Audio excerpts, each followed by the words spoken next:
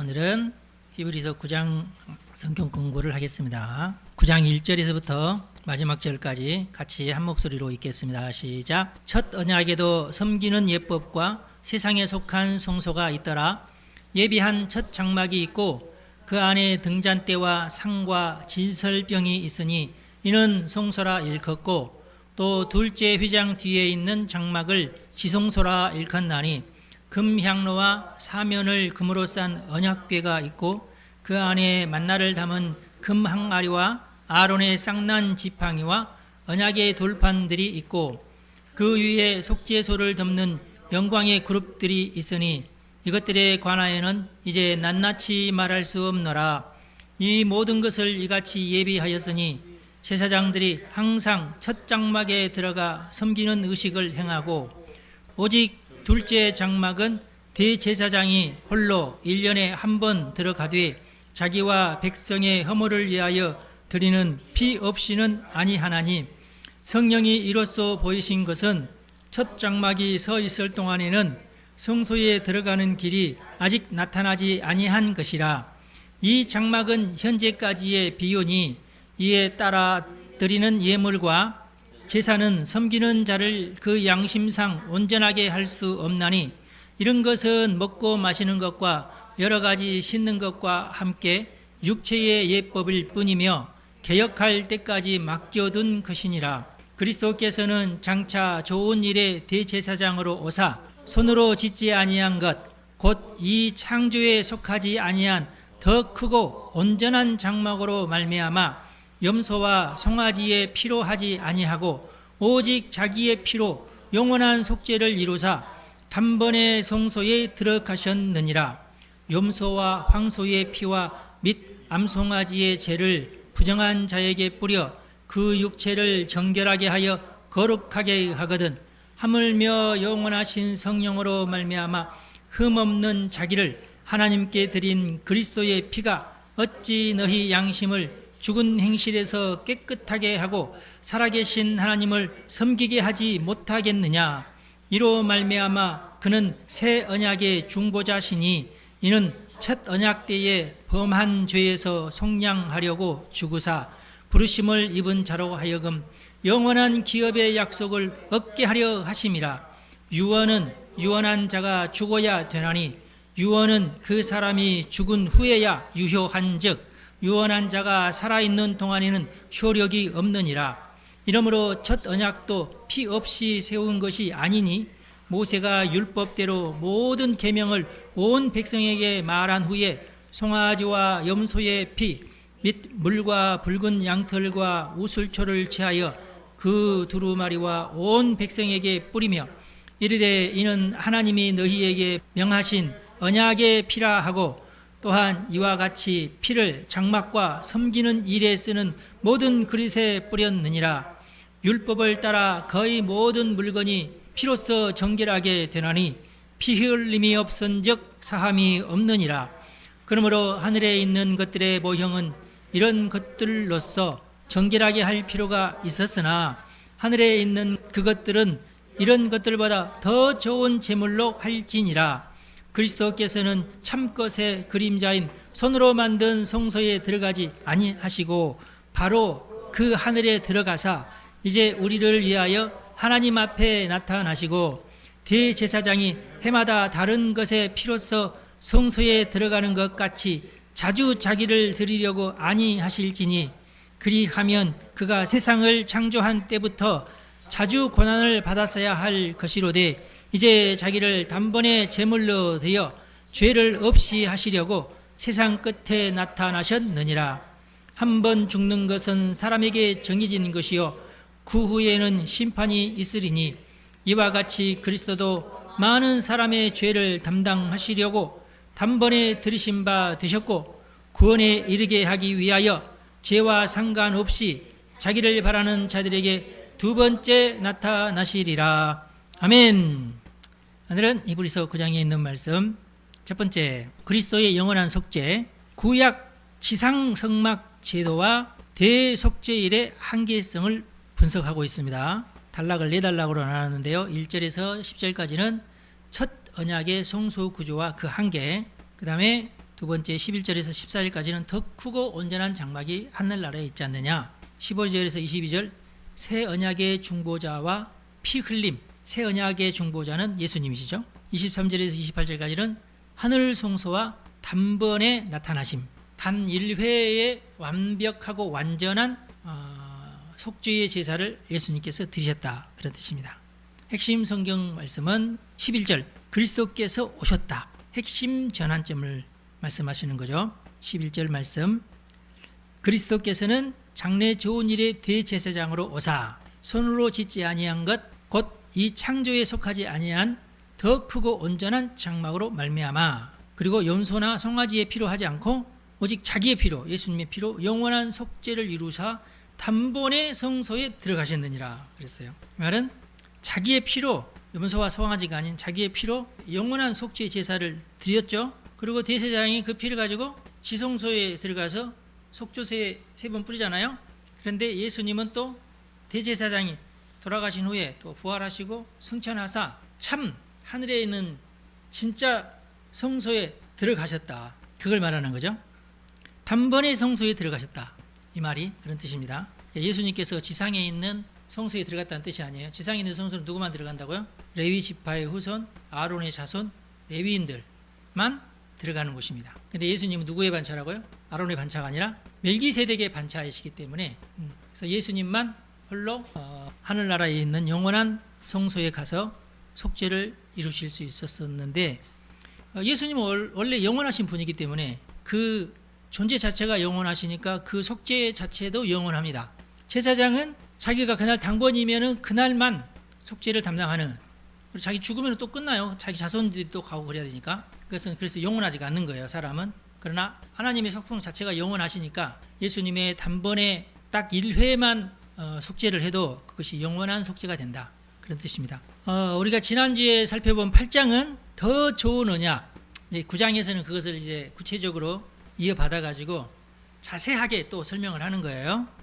그리고 이제 성소와 지성소가 나뉘죠. 성막을 중심으로 생각을 해야 돼요. 솔로몬 성전까지는 내비두고 맨 처음에 모세에게 계시하신, 물론 이제 솔로몬의 성전도 다윗이 계시를 받아 가지고 그것을 설계도를 다 그려놓고, 자기는 피 흘린 죄가 있기 때문에 성소를 짓지 않겠으니까 솔로몬아, 너는 전쟁도 안 하고 피를 흘리는 일을 하지 않았으니까 네가 이 성소는 지어라 해서 아들에게 성소를 지으라고 모든 건축 재료나 이런 것은 다 사놓고 죽죠. 그래서 솔로몬이 아버지의 명을 따라서 그 설계도를 보고 그대로 성소를 짓습니다. 근데 다윗은 모세가 그랬던 것처럼 하늘 성소의 어떤 그 원본을 가지고 이건 이렇게 지어야 되겠구나 하고 설계도를 지가 만든 겁니다.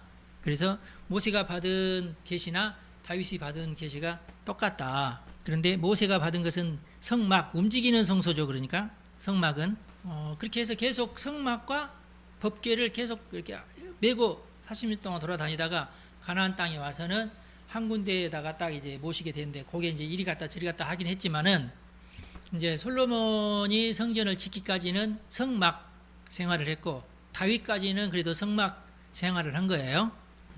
그럼 성막에는 성소가 2개가 있는데, 첫 번째 성소는 그냥 성소라고 그러고 두 번째 성소는 지성소, 지극히 거룩한 성소, 그런 뜻입니다. 성소에는 촛대와 상과 진설병이 있습니다. 상 위에 진설병이 있는 거죠. 진설병이라고 하는 것은 떡을 말하는, 병이라는 것이 떡이라는 뜻이에요. 진열해서 올려놓는다, 그 말이죠. 책상, 떡상 위에 떡을 올려놓는다, 그 말이고, 촛대는 7개. 7은 또 완전한 수니까. 그래서 이제 매일 제사장이 가서 이 촛대를 갈고 향로에 향을 갈고 일주일에 한 번씩 떡을 놨다가 그 떡을 다시 물리고 새 떡을 갖다가 넣는 그것을 해요. 그 다음에 향로가 있죠. 그러니까 두 번째 장막 바로 앞에 향로가 있어요. 그래서 하기야, 하기온. 이게 뭐냐면은 하기야는 레저 포인트. 이게 이제 하기야로 읽어요. 그 하기야, 하기온 말은 뭐냐면은 성소, 우리나라 말로는 지성소. 하기야인데 이것도 하기야인데 하기온 한 하기야다, 그 말이 비슷한 얘기인데, 거룩하다 그런 뜻인데, 성소가 이제 거룩할 성자 아니에요? 거룩한 성소를 하기야, 하기온. 우리나라 말로는 지성소, 히브리 말로는 이렇게 쓰는데 우리는 성소, 지성소 그렇게 하죠. 휘장 뒤편을 지성소라 하고 그 지성소에는 4절에 보면은 향로가 거기에 들어가요. 근데 향로는 원래 성소에 두는 겁니다. 근데 지금 우리가 4절에 보면은 금향로와 사면을 금으로 싼 언약궤가 있고 그 안에는 만나를 담은 금 항아리와 아론의 쌍난 지팡이와 언약의 돌판들이 있고 그 위에 속죄소를 덮는 영광의 그룹들이 있으니 그렇게 했죠. 그러니까 이 향로는 그러면 성소에 있는 거야, 지성소에 있는 거야? 향로가 어디 있어요? 몰라요? 근데 왜 지성소를 설명하는 4절부터 금향로가 들어가냐고. 그죠? 자, 3절부터 보면은 또 둘째 휘장 뒤에 있는 장막을 지성소라 일컫나니 금향로와 그랬어. 그러면 이게 금향로가 지성소에 있다는 얘기네? 나만 이상하게 생각하는가? 금향로가 성소에 있어요? 지성소에 있어요? 네? 근데 언약이랑 같이 있지 않고 원래 금향로는 성소에 있는 물건이에요. 성소에. 맞죠? 그래서 내가 이제 물어봤더니 뭐라고 하냐면은 그 랍비들이 뭐라고 얘기하냐면은 우리 그 성경 주석가들은 그런 말 안 하는데 나는 항상 그 성경을 공부할 때 AI에다가 이렇게 시켜요. 너 신학자들 얘기만 하지 말고 이스라엘 랍비들이 뭐라고 얘기하는지도 말을 해줘라. 저는 그렇게 항상 주문을 하거든요. 랍비들이 뭐라고 얘기하냐면 금향로는 원래 위치는 성소지만 제사장이 제사를 드리러 갈 때는 금향로를 가지고 지성소에 들어간대요. 그러면 이제 내가 이해가 되는 거야. 그래서 금향로만큼은 다른 떡상이나 촛대와 달리 떡상이나 촛대들은 그냥 그대로 놔둬요. 그냥 그거 가지고 지성소까지 가지 않아. 그런데 금향로만큼은 그걸 가지고 지성소로 들어갑니다. 왜 그럴까요? 금향로는 뭘 의미하냐면 성도들의 기도를 의미해요. 알겠죠? 그러면은 성도들의 기도를 가지고 주의 보좌 앞으로 나간다 그 말이에요. 그래서 4절에 금향로가 들어가는 겁니다. 평상시에는 그렇지 않아요. 1년에 한 번 금향로가 지성소로 들어간다. 그래서 이것은 금향로는 지성소 지향적 성물이다. 그렇게 볼 수 있어요. 휘장 밖에서.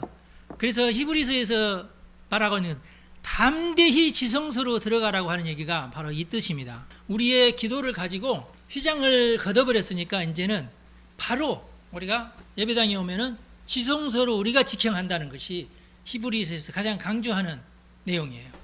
은혜의 보좌 앞에. 보좌는 또 여기가 지성소가 아니잖아. 그런데 왜 은혜의 보좌예요? 왜 우리가 담대히 은혜의 보좌 앞으로 나가요? 거기는 하늘 성소를 의미하는 거예요. 그러니까 지성소가 아니라 이제 성소는 이제 다 회파됐잖아요. 지금 흔적도 없이 회파됐고 성전 터만 남아 있지 않습니까? 그리고 지성소로 들어갈 수가 없어. 우리가 또 들어가려고 해봤자 이스라엘까지 가야 되잖아. 가봤자 어차피 이제 없어 그건. 그러나 히브리서에서 말하는 것은 이 히브리서는 성전이 파괴되고 그런 건 몰라요.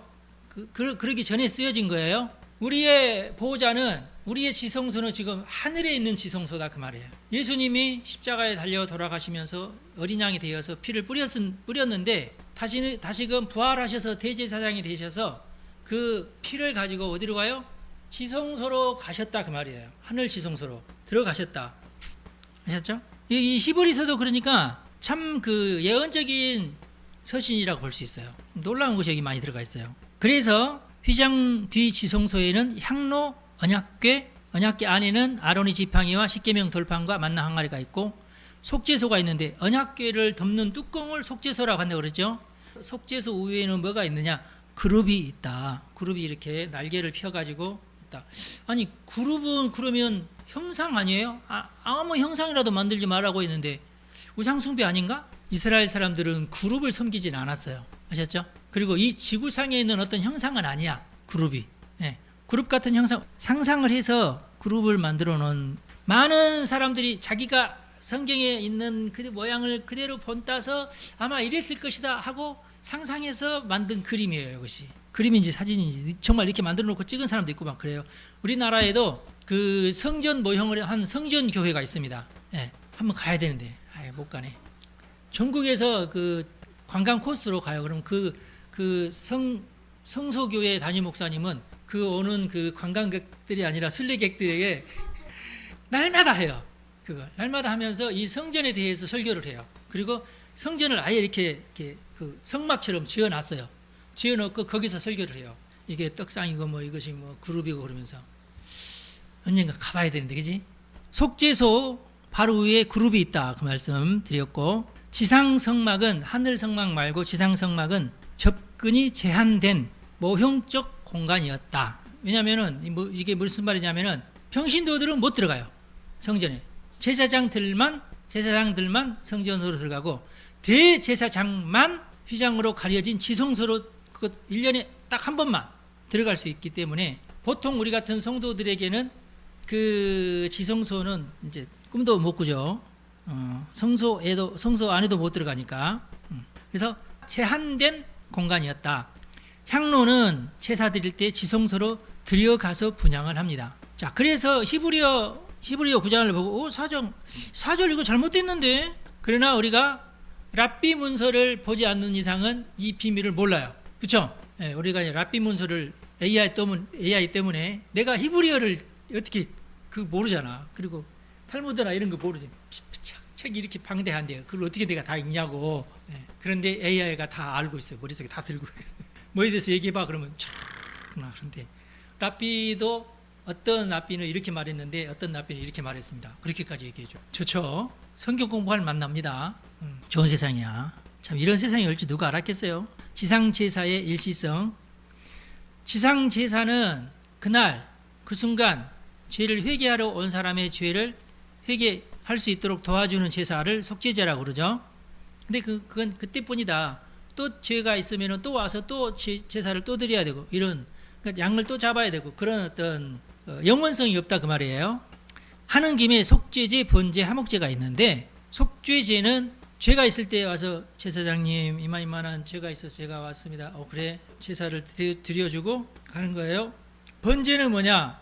속죄제를 드리면서 번제를 드리기도 해요. 같이 드리기도 하고 그래요. 번제는 제주가, 내가 예를 들어서 하나님한테 제사를 드리겠다 그러면은 내가 제주가 되는 제주, 이해가 되시죠?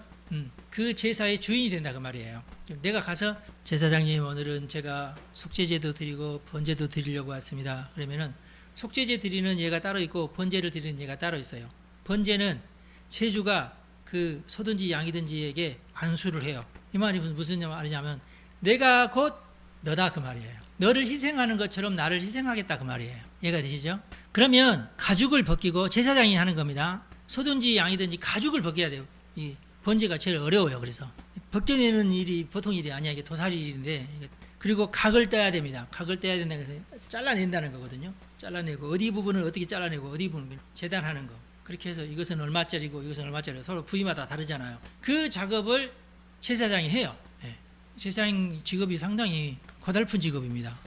그래서 번제에서는 가죽만 제사장의 몫이에요. 가죽도 그거 이제 꽤 나가는 돈이에요. 소가죽이고. 그런데 번제는 가죽만 벗기고 각을 떠서 제단에 올려서 모두 태웁니다.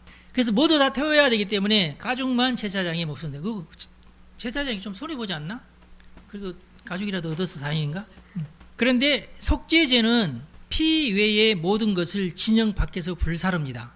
양을 한 마리 속죄제로 드렸다 그러면은 양을 죽여서 피를 받아냅니다. 그것도 굉장히 세밀하게 들어가면 굉장히 까다로운 의식이 있는데, 일단 피를 받아서 그 피를 가지고 이제 죄인에게 뿌리고 그 식구들한테도 뿌리고 뭐 그런 어떤 뿌리는 예식이 있어요. 그리고 나서 이 속죄제만큼은 그 성전에서 불사르는 게 아니고 진영 밖으로, 성전 회막이 있고 그 회막을 둘러싼 진영이 있거든요. 진영 밖으로 가야 돼요. 진영 밖으로 가서 거기서 불살라야 됩니다. 그래서 우리 예수님도 십자가를 지실 때에 성문 밖으로 나가서 골고다까지 올라가셨던 것이 그 이유가 있어요. 성전에서 예수님이 죽지 않았어요. 다 이게 구약과 신약이 연결이 돼요. 다. 그래서 그 다음에 화목제가 제일 이제 즐거운 제사인데, 하나님과 제사장과 제주가 함께 나누어 가집니다. 그래서 화목제예요. 그런데 기름과 콩팥과 간의 그물막 이런 것, 그리고 기름진 꼬리는 불을 태웁니다. 없어요. 불 태워서 없어요. 그 다음에 가슴 부위는 제사장 목, 제사장도 열심히 일을 했으니까 그걸. 근데 가슴 부위는 요제로 하나님께 드려요. 하나님, 요제는 흔든다는 걸, 가슴을 이렇게 막 흔들어, 이렇게. 이건 내 겁니다, 하나님. 근데 일단 하나님에게 드릴 때 이것을 요제라, 그러니까 흔들어서 드리는 제사를 요제라고 그래요. 흔들어서, 그러니까 이것은 제사장 거. 이렇게. 그날 그때 이제 발굴하고 이제 그런 제사장 몫이고, 그 다음에 오른쪽 D 다리는 담당 제사장 몫이에요. 그러니까 그 담당 제사장이 따로 있대요. 그러니까 모든 제사장들이 막 달라 들어가지고 이제 같이 일을 하는데 담당 제사장은 따로 있어요. 담임 목사 따로 있고 부교육자 따로 있고 이러듯이 부교육자들이 가져가는 것은 뭐예요? 가슴 부위. 담당 목사님이 가져가시는 것은 오른쪽 뒷다리. 왼쪽 뒷다리가 아니라 오른쪽 뒷다리는 무조건 담당 제사장 몫이에요. 그러면 이것은 거제로 드려야 돼요. 오른쪽 뒷다리는 이렇게 드려야 돼요. 이거 거지라 그래요. 들어 올렸다 해서 거제예요. 가슴은 흔들어야 되고요. 다리는 들어 올려야 돼요. 그래야 그게 제사예요. 이건 하나님의 것입니다라는 표시예요. 하나님의 것이라고 하고 그 하나님의 종인 담당 제사장에게 줘요. 그리고 나머지 그 외의 나머지는 제주의 몫입니다. 그럼 제주는 보통 그 인근에서 잔치를 해요. 그걸 가지고 사무엘서에도 나오죠. 네, 여러 가지 더 세밀한 규정이 있는데 제단에다가 제단 사방에 피를 뿌리고요. 대속죄일에만 지성소까지 들어갑니다. 대속죄일이 되었어요. 맨 먼저 대제사장과 대제사장의 가족들을 위해서 송아지 한 마리를 잡습니다. 송아지를 잡아요. 대제사장 본인과 대제사장의 부인, 아들, 딸들을 위해서는 송아지 한 마리를 잡아요. 그리고 그 피를 가지고 자기도 뿌리고 자기 식구들한테도 뿌리고 그리고 이걸 가지고 지성소로 들어가서 또 속죄소에서 또 이제 그 피를 뿌리고 나와서 이제는 전체 백성들을 위해서 어린 양을 잡아요. 어린 양을 잡아가지고 그 피를 가지고 둘러서 있는 백성들한테 뿌리고 지성소까지 들어가서 속죄소 앞에서 또 뿌리고 7번 뿌려요. 그리고 나옵니다. 그게 대속죄일의 업무예요. 그러면 지성소까지 들어갈 때 대제사장이 이제 들어가잖아요. 들어갈 때 꼭 허리에다가 밧줄을 묶어요. 밧줄을 묶어서 그러면은 밖에 있는 사람들은 같이 성소 안에도 안 들어가고 대제사장만 그걸 가지고 그 피를 가지고 덜덜덜 떨면서 그 지성소로 들어가는데 시간이 돼도 안 나오면은 밧줄을 흔들어 뭐 하세요? 빨리 나오시지. 그래도 안 나오면 할 수 없이 밧줄을 잡아당겨요. 아, 하나님의 진노를 받고 죽었나 보다 하고 대제사장들은 이번에 내가 들어가야 된다 그러면 몇 달 전부터 몸 조심하고 행동 조심하고 말 조심하고 내가 죽으러 갈 날일지도 모르니까 죄가 있는 채로 들어가면 죽어요. 지성소에. 예. 왕왕 그런 이제 전설이 있고 그러니까 이제 이번에는 내가 대제사장인데 내가 들어가서 내가 죽으면 나만 손해. 그러니까 철저하게 죄를 절대로 지지 않고 그리고 자기와 자기 가족들을 위해서도 딱 이렇게 먼저 속죄를 하고 그리고 백성들을 위해서 속죄제를 드리고 가지고 들어가요. 그렇게 해서 제사를 마치고 나옵니다. 여기서 우리가 정말로 정확하게 잘 알아야 될 게 뭐냐면 모든 죄에 대해서 속죄하는 것은 아닙니다. 대제사장. 성경에는 크게 두 가지 종류의 죄가 있는데 제사장도 이건 아니다 하는 죄가 고범죄. 이것은 고의로 범한 죄를 고범죄라고 그럽니다. 그럼 고범죄의 반대말이 뭐냐? 부지 중에 범한 죄를 고범죄의 반대말이라고 그래요. 부지 중에 범한 죄. 그냥 자기가 모르게 뒷걸음질 쳤는데 옆에 있던 사람이 오 하면서 부딪혀가지고 넘어져서 떨어져 죽어버렸네. 이게 이제 부지 중에 범한 죄예요. 의도치 않게 그리고 허물 알면서도 다른 사람 모르게 약간 경범죄 같은 그런 죄가 있어요. 예. 미워하지 말아야 되는데 미워한 죄 뭐 이런 거. 애매하게 이것을 법정에 갈 수도 없고 그런 죄가 있어요. 그런 죄를 1년에 한 번씩 속죄하는 거예요. 예를 들어서 이제 살인한 사람이 기다렸다가 이번 달에 대제사장님께서 지성소에 들어가는 난 열심히 기도해서 몇 달 전에 내가 사랑한 사람 죽였는데 뻘리 하나 죽였는데 절대로 그런 고범죄는 여기에 해당되지 않아요. 아셨죠? 제사장도 절대로 그런 것을 위해서 지성소에 들어가지 않는다. 우리나라 법률만큼은 이상하게 돼가지고 이상한 것도 죄다고 하고 지금 그런 상황이라서 근데 이제 하나님 앞에서 이게 고범죄가 있고 부지 중에 범한 죄가 있어요. 예를 들어서 일부러 차를 몰고 가다가 내가 미워하는 놈이 앞에 있으니까 모른 척하고 치어서 죽였다. 고범죄입니다. 졸다가 보다 아이고 잘못해서 내가 사람 죽였다. 그럼 부지 중에 범한 죄가 되겠죠. 그렇지만 살인죄잖아요. 그렇다고 해서 그 사람이 무죄냐? 아니야. 그래도 자기 때문에 죽은 거잖아. 그래서 그런 사람들은 성경에 보면 어떻게 되냐? 도피성으로 도망가는 거예요. 굉장히 철저합니다. 아, 내가 일부러 그런 것이 아니고 나 졸다가 그랬으니까 일부러 죽인 게 아닙니다. 그래도 죄예요. 그래서 그 사람들은 해당 대제사장이 살아있는 동안만큼은 거기서 나가면 안 돼요. 그러니까 어떻게 보면 대제사장보다 지가 먼저 죽었다 그러면은 평생을 그 도피성에서 살아야 돼요. 그래도 거기서 사는 것이 어디야. 감옥 같지는 않을 거 아니야. 우리나라에도 도피성 같은 것을 만들어야 돼. 왜냐하면은 워낙이 지금 우리나라가 제일 큰 문제가 뭐냐면 죄를 지어도 판사들이 땅땅땅 징역 몇 개월 이걸 잘 못 때려. 왜 그러냐면은 이미 형무소가 꽉 차 있다는 것을 알아요. 그러니까 얘네들을 어떻게 잡아놓을 데가 없어. 지금 그렇습니다. 지금 형기가 다 차지 않았는데도 일부러 막 사면 위원이 열어가지고 한 1년 남은 애들도 너 빨리 나가, 너 빨리. 그 이유가 뭐냐? 들어올 놈들은 너무 많은데 형무소가 없어요, 여러분. 이 나라가 정말 어떻게 된 일이지, 정말로. 범죄꾼들이 이 사실 너무나 잘 알아요. 지금 참 안타까운 일이에요, 정말. 자, 여기까지. 그래서 지금 학자들 가운데도 이런 얘기가 있어요. 이 그림하고 이 그림하고 어떻게 달라요? 자, 두 가지 의견입니다. 이게 맞다. 이게 어떤 특징이 있어요? 여기 보면은 이쪽은 좁은 면이고 이쪽은 넓은 면이죠. 직사각형입니다. 이 금채를 여기 이제 사람이 메고 가야 되잖아요. 이 금채가 넓은 면에 지금 그 금채가 달려 있다. 아니다. 좁은 면에 금채를 달아야 된다. 자, 이게 지금 두 의견이 분분해요. 지금 아무도 이걸 본 사람은 없으니까. 이게 이제 솔로몬의 성전이 아니라 그 원래 모세가 만든 성막입니다. 이 둘레가 왜 벽과 비슷한 건데 이것도 널빤지로 만든 거예요. 그 다음에 이제 이게 이제 성소고 성막이고 성막의 요 지성소는 요 사각형, 정사각형이 지성소입니다. 지성소 안에 여기 이제 법궤가 이 안에 들어있는 거고 향단은 분향단 여기 있다가 이쪽 동쪽으로 살짝 문이 나 있어요. 네. 왜냐하면 이 성막 자체도 너무 두꺼워가지고 이게 사람이 이렇게 하기도 힘들고 대제사장 혼자 들어가야 되는데 뭔가를 가지고 들어가야 되는데 이게 안 되잖아. 그렇다고 해서 내려놓고 이렇게 한 다음에 이게 혼자 들어가는데 이게 힘들잖아. 그래서 한 사람이 들어갈 만한 어떤 그 틈을 이렇게 옆에 북쪽으로 틈을 하나 내놓고 근데 이제 그 탈무드에 보면은 이 성막이 훼손된 사건이 있었어요. 그래서 성막이 훼손되면 안 된다.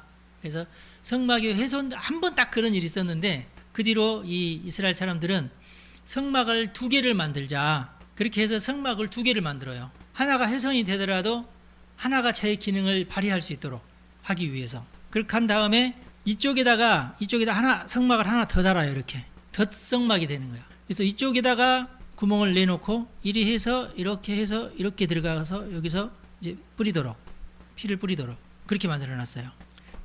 그래서 예수님 당시에는 어떻게 되냐면 각 집마다 성막을 짜는 짜는 규례가 다 따로 있어요. 그렇게 해서 그 성막을 이제 한꺼번에 뭉쳐가지고 이제 두꺼운 성막을 만들거든요. 그렇게 해서 각 지파마다 이렇게 분량을 배분을 해줘서 그것을 짜게 만듭니다. 그럼 몇 달에 걸쳐서 각 집마다 그 성막을 짜는 법칙이 또 따로 있어요. 여러분 뜨개질 하면은 그 법칙이 따로 있죠. 그대로 너는 여기 이 부분이니까 이렇게 이 무늬로 짜라 이런 게 있어요. 그렇게 해가지고 쫙 이어가지고 하니까 한 2달 걸린대요. 온 여성들이 그 지방에 사는 여성들이 다 자기가 맡은 분량만큼을 짜내느라고 1년에 한 번씩 바꿨대요. 그러니까 율법주의는요 가만 놔두면 끊임없이 계속 발전을 해. 결국 그것이 자기들로서는 이제 하나님에게 충성을 한다, 하나님을 섬기는 방법이다 이렇게 하면서 기도하면서 짰을 거 아니겠어요? 그렇지만 결국은 결과가 뭐가 됐어요? 그렇지 않아도 들어가기 힘든 성막인데 더 들어가기 힘들게끔 만들어 놨지 않았나 하는 그런 것이 돼요. 결국 예수의 피가 그 성막을 둘러 갈랐습니다. 그런 의미가 있어요.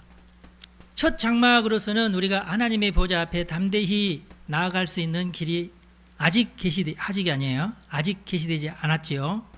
표면적으로 그 짐승의 피가 육체를 정결하게 하여 거룩하게 할 수는 있었겠지만 양심까지 내적인 죄책의 자리까지 온전하게 하지는 못하였다. 그게 이제 8절과 9절에 있는 말씀이죠.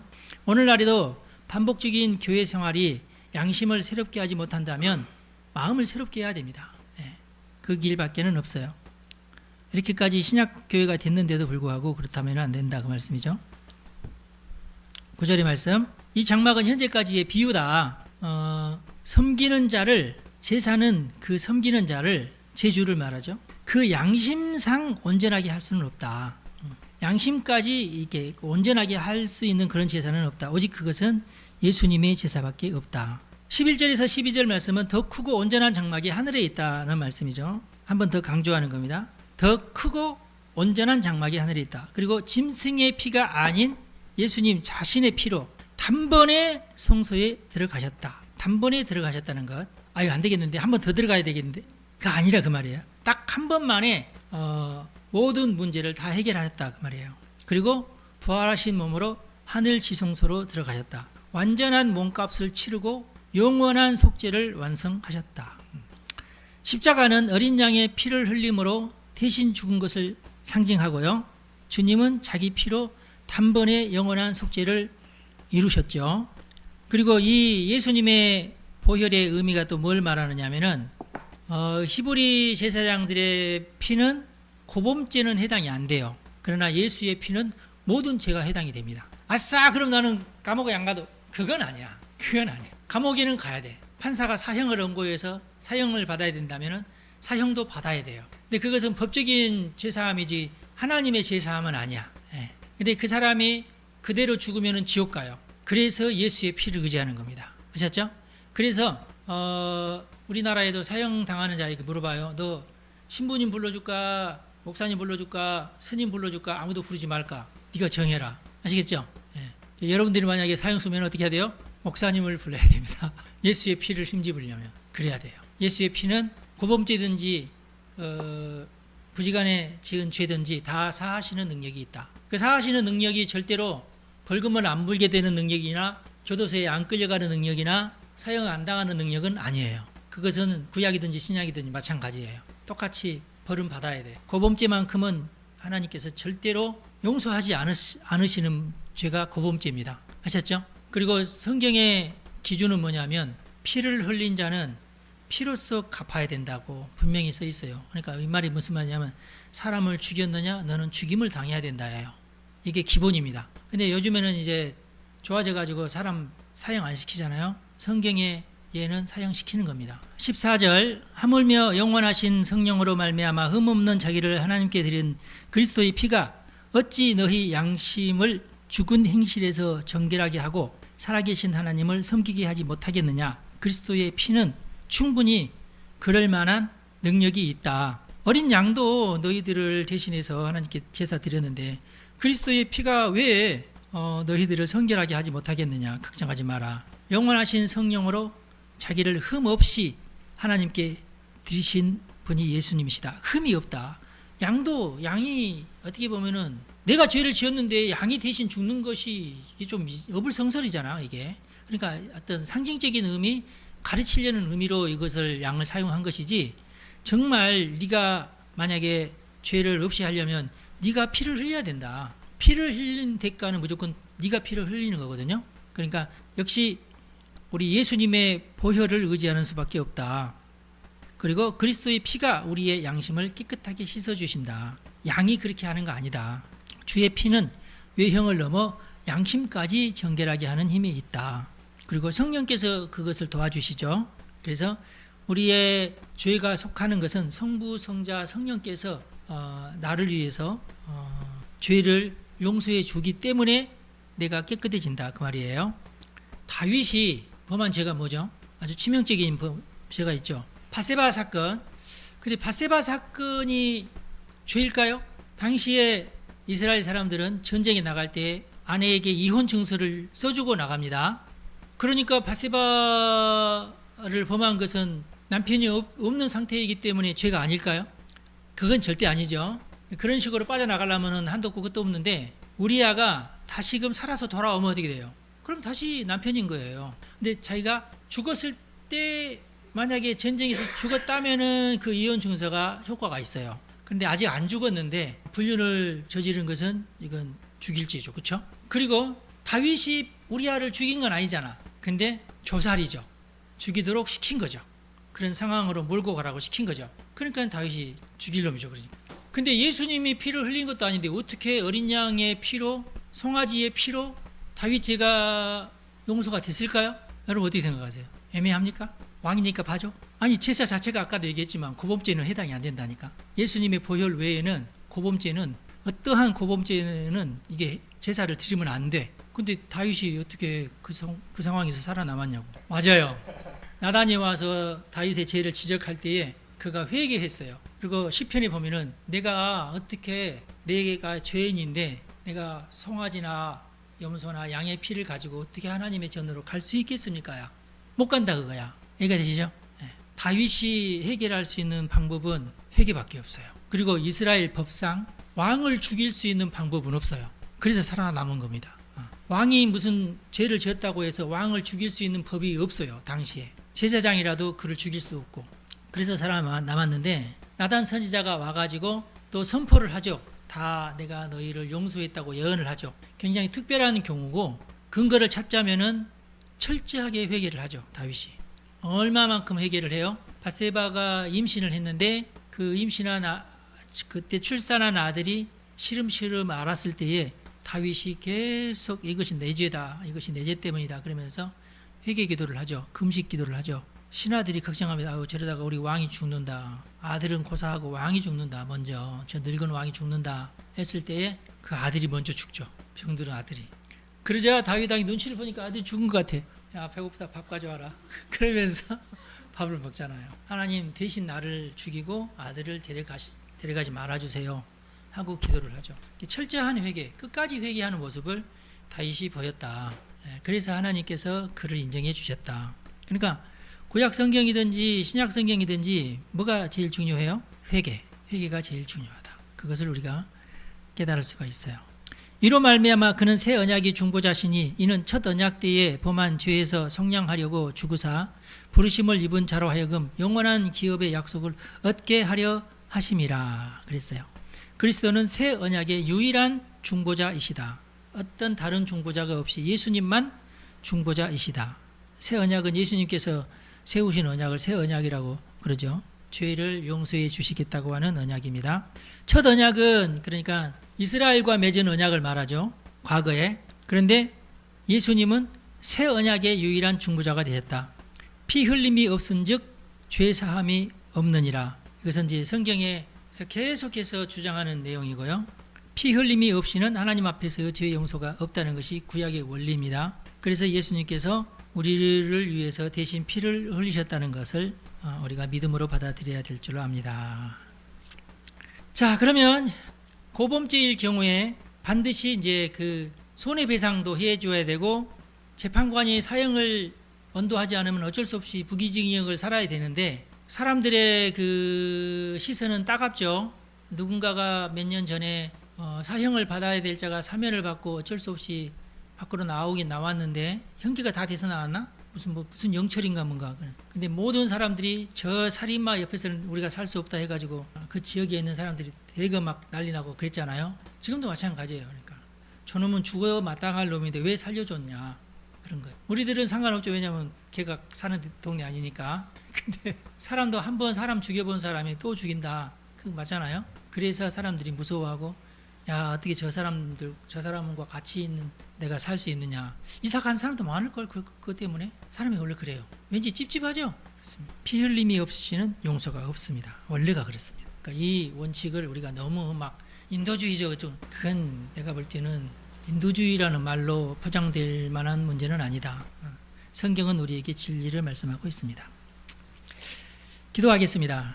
하나님 아버지, 우리 성도들을 축복합니다. 오늘도 하나님의 말씀을 가지고 여러 가지 많은 하나님의 뜻을 공부하게 하시니 감사합니다. 우리의 마음에 새기게 하여 주시고, 죄사함의 원리가 얼마나 소중한가, 우리 예수님의 보혈이 얼마나 소중한가 다시 한번 깊이 깨닫게 도와주시고, 우리는 온전히 하나님께서 기뻐하시는 정결한 삶을 살고 경건한 삶을 살아서 다 하나님의 자녀의 권세를 회복하고 마침내는 하나님이 예비하신 하나님의 나라에 들어갈 수 있도록 우리를 인도하여 주옵소서. 우리 주 예수님의 이름으로 기도합니다. 아멘. 여러분 축복합니다.